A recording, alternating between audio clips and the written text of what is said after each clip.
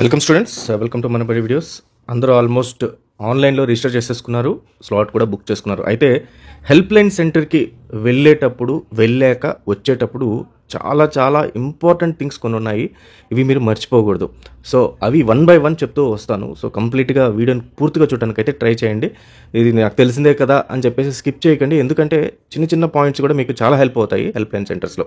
So first thing వచ్చేసి special category students ఎవరైతే ఉన్నారో, అంటే physically handicapped, sports, NCC, Anglo Indian as well as children of armed persons. So వీళ్ళందరూ కూడా వీళ్ళకి ఫస్ట్ ఫేజ్ కౌన్సిలింగ్లోనే సర్టిఫికేట్ వెరిఫికేషన్ జరిగిపోవాలి. వీళ్ళకి మళ్ళీ second phase counselling and third phase కౌన్సిలింగ్లో వెరిఫికేషన్ అనేది జరగదు.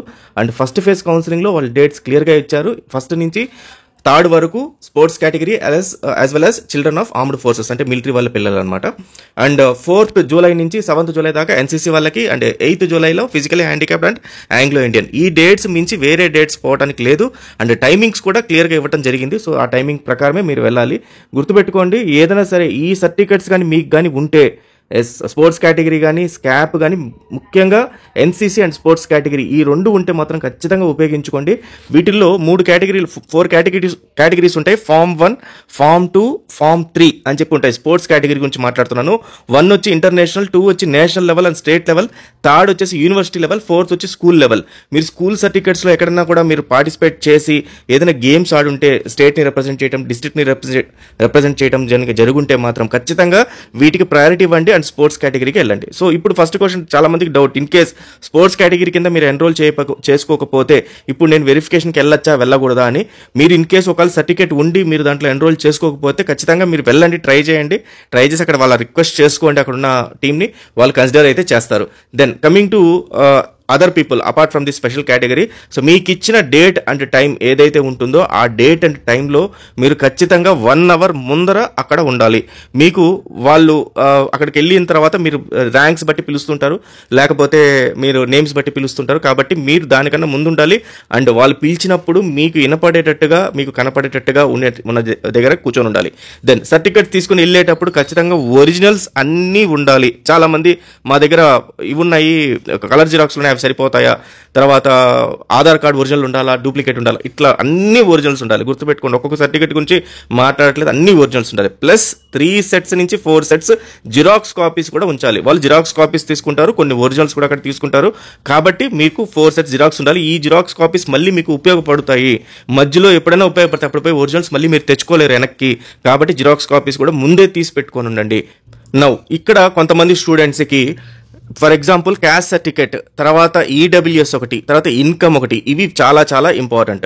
So caste certificate apart from OC కాకుండా ప్రతి ఒక్కరూ కూడా క్యాస్ట్ సర్టిఫికేట్ తీసుకొని వెళ్లాల్సిందే. బీసీఏ నుంచి బీసీఈ దాకా, ఎస్సీ వాళ్ళు, ఎస్టీ వాళ్ళు మీరు క్యాస్ట్ సర్టిఫికేట్ తీసుకొని వెళ్లాల్సిందే. ఓసీ వాళ్ళకి అవసరం లేదు. క్యాస్ట్ సర్టిఫికేట్ ఒరిజినల్ తీసుకెళ్లాలా, డూప్లికేట్ తీసుకెళ్లాలా, ఒరిజినలే తీసుకొని వెళ్ళాలి. సో క్యాస్ట్ సర్టిఫికేట్ అయిపోయింది. ఈడబ్ల్యూఎస్ సర్టిఫికేట్ ఎవరు తీసుకెళ్లాలి అంటే ఓసీ వాళ్ళు ఈడబ్ల్యూఎస్ సర్టిఫికేట్ తీసుకెళ్ళాలి.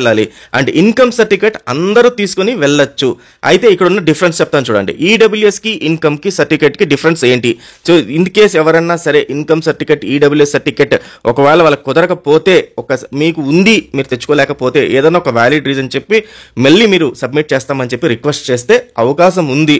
100% చెప్పలేం, కానీ అవకాశం అయితే ఉంది వాళ్ళు కన్సిడర్ చేయడానికి. ఈడబ్ల్యూఎస్ సర్టిఫికేట్ ఏంటంటే, ఈడబ్ల్యూఎస్ అనేది మీకు సీట్స్ లో రిజర్వేషన్ లాంటిది. అంటే ఒక 10%, 5%, 7% ఎలాగైతే క్యాస్ట్ వైజ్ రిజర్వేషన్ ఉంటుందో, ఈడబ్ల్యూఎస్ సర్టిఫికేట్ ఉన్న వాళ్ళకి కూడా రిజర్వేషన్. దీనికి ప్రైమరీ క్రైటీరియా ఏంటంటే 8.5 lakh or 8 lakhs లోపల మీ total annual income, family income ఉండాలి. దాని లోపల ఉన్న వాళ్ళకి ఈడబ్ల్యూఎస్లో వస్తుంది. మరి ఈడబ్ల్యూఎస్ ద్వారా చేరితే నాకు ఫీ రింబర్స్మెంట్ వెనక్కి వస్తుందా, నాకు ఫ్రీ సీట్ వస్తుందా అంటే ఏమీ రావు. దీంట్లో మీకు మళ్ళీ ఏదైతే కన్వీనర్ కోటాలో ఫీ ఏదైతే ఉంటుందో అది కట్టాల్సిందే. కానీ అంటే సీట్ రిజర్వేషన్ ఉంటుంది. ఫర్ ఎగ్జాంపుల్ ఈడబ్ల్యూఎస్ సర్టిఫికేట్ లేని ఒక ఓసీ క్యాండిడేట్, ఈడబ్ల్యూఎస్ సర్టిఫికేట్ ఉన్న మీరు ఇద్దరు పార్టిసిపేట్ చేస్తే ఇద్దరు ఒకటే ర్యాంక్ ఉంటే, ఈడబ్ల్యూఎస్ సర్టిఫికేట్ ఎవరికైతే ఉందో వాళ్ళకి ఫస్ట్ ప్రయారిటీ ఇస్తారు. కాబట్టి ఈడబ్ల్యూఎస్ సర్టిఫికేట్ వల్ల మీకు ఫీలో రియంబర్స్మెంట్ రాదు, కానీ ప్రయారిటీ ఉంటుంది. ఇన్కమ్ సర్టిఫికేట్ వల్ల ఉపయోగం ఏంటంటే 2.5 లక్షల కన్నా మీకు ఇన్కమ్ తక్కువ ఉంటే 2.5 లక్షల కన్నా ఇన్కమ్ తక్కువ ఉంటే మీకు ఫీలో రియంబర్స్మెంట్ వస్తుంది. కంప్లీట్గా ఫ్రీ కాదు, ఫీలో రియంబర్స్మెంట్ ఎంత వస్తుంది అంటే ఆల్మోస్ట్ 30% దాకా 30,000 దాకా రియంబర్స్మెంట్ వస్తుంది. 1 lakh ఫీజు కంటే 30% అనుకోండి. సో ఇది ఇంకా స్పెసిఫై చేయలేదు మనకి ఎంత అమౌంట్స్ ఏంటి అనేది ఎక్కడ క్లియర్గా చెప్పలేదు. కాబట్టి మీరు ఒకసారి హెల్ప్ లైన్ సెంటర్ వాళ్ళు అక్కడ పోయి అడిగినప్పుడు వాళ్ళు కూడా చెప్తారు. సో దీనివల్ల మీరు కట్టిన ఫీజులో కొంత పార్ట్ మీకు వెనక్కి వస్తుంది, ఫీ రియంబర్స్మెంట్ అంటారు. మళ్ళీ నాకు ఫ్రీ సీట్ రాదా అంటే ఫ్రీ సీట్ మీకు రాదు. ఫ్రీ సీట్ ఎవరికి వస్తుంది? 10,000 ర్యాంక్ లోపల ఎవరైతే ఉన్నారో వీళ్ళందరికీ కూడా ఫ్రీ సీట్ ఇవ్వడం జరుగుతుంది. వీళ్ళకి కంపల్సరీ అంటే వీళ్ళకి ఏమి ఫీ కట్టాల్సిన అవసరం లేదు. నామినల్ ఫీ ఒక 10,000 రూపీస్ ఎంత కట్టాల్సి ఉంటుంది. దెన్ SC ST క్యాండిడేట్ వాళ్ళకి ఫ్రీ సీట్ వస్తుంది. కాబట్టి గుర్తుపెట్టుకోండి, EWS, caste certificate and income certificate ఈ మూడింటిని మాత్రం మిస్ చేయకండి. అండ్ ఒరిజినల్సే ఉండేటట్టుగా జాగ్రత్త పడండి. నెక్స్ట్ చాలా చాలా ఇంపార్టెంట్, మీరు ఒకవేళ ఈ సర్టిఫికెట్లు అంటే క్యాస్ట్ సర్టిఫికెట్ ఉంది, మీకు క్యాస్ట్ ఎలిజిబిలిటీ ఉంది కానీ మీరు క్యాస్ట్ సర్టిఫికెట్ తీసుకెళ్ళట్లేదు, ఇన్కమ్ ఎలిజిబిలిటీ ఉంది కానీ ఇన్కమ్ సర్టిఫికెట్ తీసుకెళ్ళట్లేదు, మీకు కుదరలేదు ఏదన్నా ఉంటే అక్కడ హెల్ప్ లైన్ సెంటర్లో వాళ్ళని రిక్వెస్ట్ చేసుకుంటే మాత్రం ఖచ్చితంగా అయ్యే అవకాశాలు ఉన్నాయి, మిమ్మల్ని కన్సిడర్ చేసే అవకాశాలు ఉన్నాయి. దానికి సపోర్టింగ్గా ఏదన్నా ప్రీవియస్గా ఏదన్నా డాక్యుమెంట్ ఉంటే మాత్రం వాళ్ళని అడగండి, చూపించండి, ఖచ్చితంగా వాళ్ళు హెల్ప్ చేస్తారు. చాలా మంది డౌట్ పడుతున్నారు మాకు ప్రాబ్లం ఉందని. తర్వాత కొంతమంది ఏంటంటే ఇన్కమ్ సర్టిఫికెట్లో నా పేరు పైన ఉంది, మా ఫాదర్ నేమ్ పైన ఉంది, నా పేరు కింద ఉంది, లేకపోతే ఇన్కమ్ సర్టిఫికెట్లో స్పెల్లింగ్ తప్పు ఉంది, తర్వాత ఆధార్ కార్డులో 10th క్లాస్ సర్టిఫికెట్లో స్పెల్లింగ్ తప్పు ఉంది, ఇవన్నీ కామెంట్స్ పెడుతున్నారు. దీనికి సమాధానము 2 రకాలుగా చెప్పొచ్చు. ఒకటి ఏంటంటే నేను ఆల్రెడీ 2 నెలల క్రితమే నేను ఈ వీడియో చేయడం జరిగింది, సో మీరు జాగ్రత్త పడండి అని చెప్పేసి. స్టిల్ ఇంకా నిన్న మొన్న కూడా కామెంట్స్ వస్తూనే ఉన్నాయి. సో మీరు జాగ్రత్త పడలేదు కాబట్టి మనకు 50-50 ఛాన్సెస్ ఉన్నాయి. అయితే ఒక అవకాశం ఏంటంటే అక్కడంతా కూడా అక్కడ కూర్చొని చూసుకునే వాళ్ళందరూ కూడా వాళ్ళు కూడా ఇట్లాంటివన్నీ చూసుంటారు కాబట్టి కన్సిడర్ చేసే అవకాశాలు చాలా ఉన్నాయి. కాబట్టి వాళ్ళకి రిక్వెస్ట్ చేసుకుంటే ఏదైనా తప్పులు ఉన్నా కూడా వాళ్ళు సరిదిద్దుకోమని మీకు టైం ఇస్తారు. ఆ టైం లోపల మీరు మళ్ళీ పార్టిసిపేట్ చేయొచ్చు.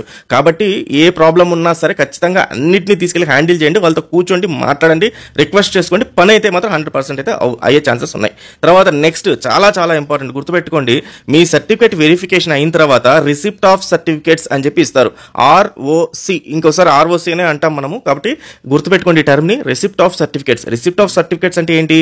మీరు అక్కడికి వెళ్ళారు కాలేజ్కి వెళ్ళిన హెల్ప్ లైన్ సెంటర్కి వెళ్ళిన తర్వాత మీ సర్టిఫికేట్స్ అన్ని వెరిఫై చేస్తారు. వెరిఫై చేసి ఇవన్నీ నేను వెరిఫై చేశాను అని చెప్తారు.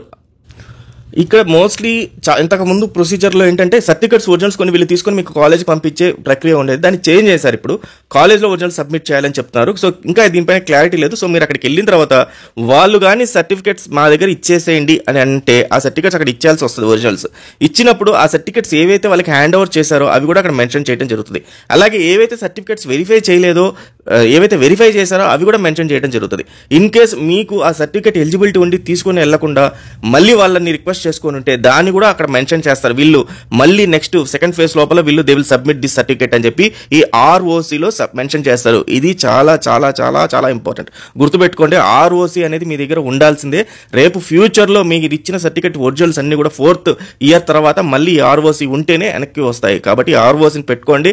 మీకు కావాల్సిన ఏదైతే category wise or else any other reservation wise ఏది వచ్చినా సరే దాన్ని ఉపయోగించుకోవడానికి ROC మనకు చాలా హెల్ప్ అవుతుంది. ఫైనల్గా ఏంటంటే ROC తర్వాత మీకు ఒక లాగిన్ ఐడి అండ్ పాస్వర్డ్ ఇవ్వడం జరుగుతుంది అనమాట. అంటే ఈ లాగిన్ ఐడి మీ మొబైల్ నెంబర్కి ఆర్ఎల్స్ ఈమెయిల్ ఐడికి పంపిస్తారు. పాస్వర్డ్ అయితే ఏముండదు. దాన్ని ఆ లాగిన్ ఐడి ఏదైతే ఉంటుందో ఈ లాగిన్ ఐడిని ఉపయోగించుకొని మీరు వెబ్ కౌన్సిలింగ్లో పార్టిసిపేట్ చేయొచ్చు. వెబ్ కౌన్సిలింగ్ ఆర్ఎల్స్ కాలేజ్ ఆప్షన్స్ని ఎక్సైజ్ చేయొచ్చు, అంటే పెట్టచ్చు అనమాట. నాకు పలానా కాలేజ్లో పలాని సీట్ కావాలి అని ఒక ఆప్షన్స్ అని పెట్టుకోవచ్చు. దీనికి అన్నిటికి కావాల్సింది ఈ లాగిన్ ఐడి. గుర్తుపెట్టుకోవాలి, ROC అండ్ లాగిన్ ఐడి ఈ రెండు కూడా మీకు కంపల్సరీ ఉండాలి. లాగిన్ ఐడి అనేది లేకపోతే మీరు ఈ ఎక్సైజ్ ఆప్షన్స్ అనేది చేయలేరు. సో మీరు అక్కడ ఉన్నప్పుడే హెల్ప్ లైన్ సెంటర్లో ఉన్నప్పుడే మీది ఓకే అండి, మీరు ఇంకా అయిపోయింది మీ వెరిఫికేషన్, మీరు వెళ్ళొచ్చు అని అయిన తర్వాత ఒక 1 hour అక్కడ వెయిట్ చేయండి. మీకు ఈ లాగిన్ ఐడి రావాలి, ఖచ్చితంగా మీకు SMS రావాలి. ఒకవేళ SMS రాకపోతే లేదా మీ ఈమెయిల్ ఐడికి రాకపోతే వెంటనే అక్కడే హెల్ప్ లైన్ సెంటర్లో ఉన్న వాళ్ళకే మాట్లాడి, సార్ నాకు రాలేదు, మీరు కాస్త ఒకసారి హెల్ప్ చేయండి అని అడిగితే వాళ్ళు మళ్ళీ ఇంకోసారి ట్రై చేస్తారు. స్టిల్ రాకపోతే ఏదైనా ఒక పేపర్ పైన రాయిపించుకొని సర్టిఫికేట్ వెరిఫై చేయించుకున్నారని రాయిపించుకొని వస్తే మళ్ళీ రేపు 1 or 2 daysలో మళ్ళీ వెనక్కి వస్తుంది. కానీ లాగిన్ ఐడి లేకుండా మాత్రం మీరు ఏమీ చేయలేరు. మనకు ఎక్సైజింగ్ ఆప్షన్స్ తొందరలోనే July 5th నుంచి స్టార్ట్ అయిపోద్ది. సో ఈ లోపల ఖచ్చితంగా ఈ లాగిన్ ఐడి ఉండాల్సిందే. సో ఇవి స్టూడెంట్స్ కావాల్సిన మన జాగ్రత్తలు, ఇవన్నీ జాగ్రత్తలు చూసుకోండి. ప్రతి ఒక్క సర్టిఫికేట్ వాళ్ళకి ఇచ్చింది మీరు నోట్ చేసుకోండి. ఏమేమి ఇస్తున్నాను ఒక పేపర్ పైన రాసుకొని ఈ సర్టిఫికేట్స్ని వెరిఫై చేయించుకున్నాను అని చెప్పి మీరు సపరేట్గా రాసుకోండి. వాళ్ళు ఇచ్చిన ROC తీసుకోండి, లాగిన్ ఐడి తీసుకోండి. ఇన్ కేసు మీ దగ్గర ఏ సర్టిఫికేట్ లేకపోయినా భయపడకండి, వాళ్ళని రిక్వెస్ట్ చేసుకోండి, వాళ్ళు ఖచ్చితంగా అయితే కన్సిడర్ చేస్తారు. ఇన్ కేసు ఏదైనా డౌట్స్ ఉంటే కామెంట్స్ పెట్టండి. నెక్స్ట్ మన కమింగ్ వీడియోలో దాని గురించి డిస్కస్ చేద్దాము. All the best students, thank you very much.